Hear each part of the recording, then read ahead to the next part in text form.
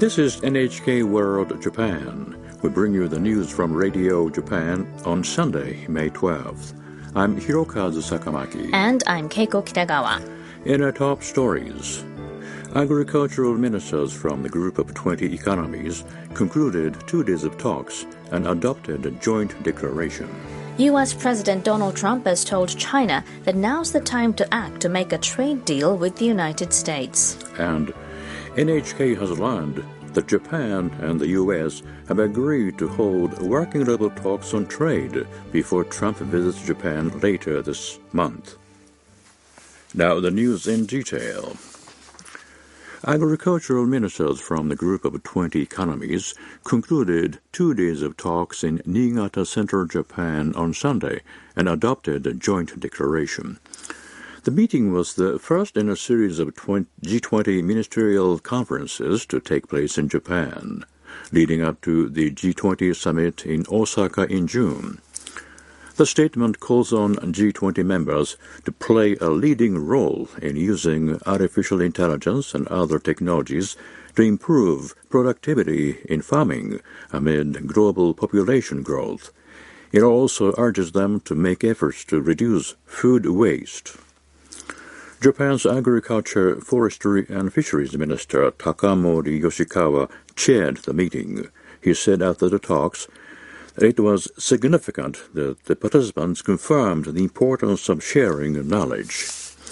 Yoshikawa also said that the participants gave high marks to food prepared with ingredients from areas affected by the 2011 earthquake and tsunami in northeastern Japan.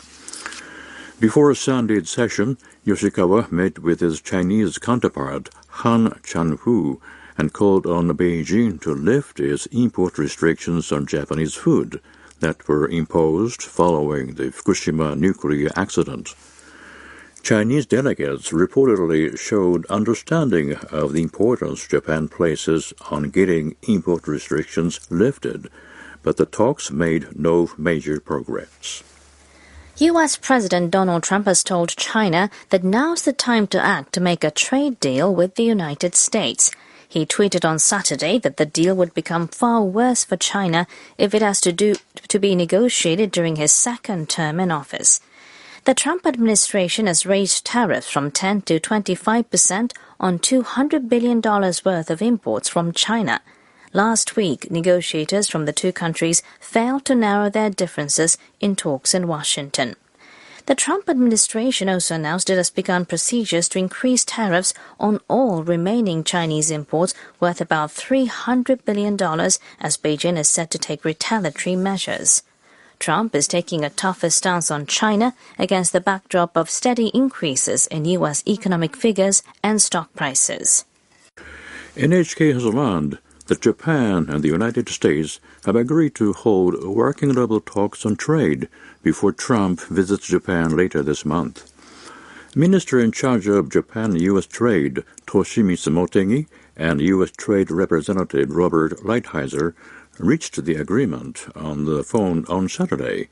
It was the second straight day they had spoken over the phone. The two sides launched a new round of trade talks in April.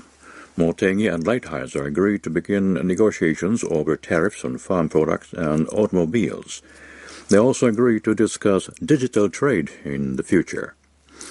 On Saturday, Motegi and Lighthizer acknowledged the need to reorganize the contents of previous negotiations and future issues before Trump's scheduled visit to Japan from May 25th. The two agreed to hold the working-level talks in the U.S. Japan's chief negotiator, Kazuyoshi Umemoto, is expected to attend the talks. Motegi and Lighthizer have confirmed they will speak again by phone after the talks. Trump has expressed strong hope for early conclusion of the bilateral trade talks, but Japanese officials are cautious about reaching a deal before the country's upper house elections this summer. Representatives at the working-level talks are expected to take into account the political schedules of their respective countries and exchange views on how to proceed with negotiations.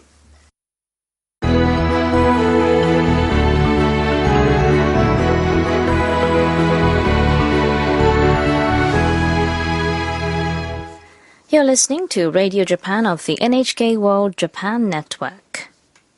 Disagreement between nuclear and non-nuclear countries has prevented the meeting of the Treaty on the Non-Proliferation of Nuclear Weapons, or NPT, from adopting a consensus document. About 190 member states took part in the preparatory session for the 2020 review conference of the treaty, which was held over 2 weeks at the UN headquarters in New York. It ended on Friday. The UN holds a review conference every 5 years. The United States and Russia engaged in mutual criticisms, and nuclear and non-nuclear states remained split on how the disarmament process should advance. Ambassador Rafael Grossi of Argentina, who is president-designate of the 2020 meeting, acknowledged the differences among the members. But he told NHK in an interview that all countries are trying to avoid a failure at next year's conference, and that could help draw out political willingness for consensus building. A Japanese research institute says the United States and China dominate the list for scientific papers that are cited as references, while Japan is absent from the top spot in any category. The Japan Science and Technology Agency examined the top 10% of referenced articles in 151 categories, including artificial intelligence, biotechnology, and astronomy. It found that the U.S. topped the list in 80 categories of the average number of top-cited papers during the 3 years through 2017. China claimed the top spot in the remaining 71 categories. Japan had been in a top 5 position in 83 categories during the 3 years through 1997, but it ranked in the top 5 in only 18 categories in the latest 3-year ranking. The JST researcher Yuko Ito said, "It is only natural in a sense that the U.S. and China dominate the list as their research budgets are especially high. But she said it is evident that Japan is fading away in science research." Abdul Hakim Sunny Brown has become the second Japanese runner to break the 10-second barrier in the men's 100-meter sprint. He competed in the Southeast Conference Championship of U.S. colleges in Arkansas on Saturday. The 20-year-old came in first in the final race with a time of 9.99 seconds. He is now qualified to take part in the Tokyo Olympics in 2020. His performance fell short of Japan's national record of 9.98 seconds, which was set by Yoshihide Kiryu in September 2017. Sunny Brown was born to a Ghanaian father and a Japanese mother. In 2015, at the age of 16, he won gold medals in the 100 and 200 meters at the International Association of Athletics Federations, or IAAF World Youth Championships. He broke the 200-meter championship record then held by Usain Bolt. He won the IAA's Rising Star Award in 2015.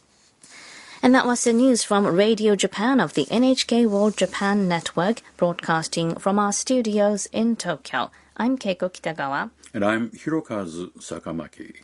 Thank you for tuning in.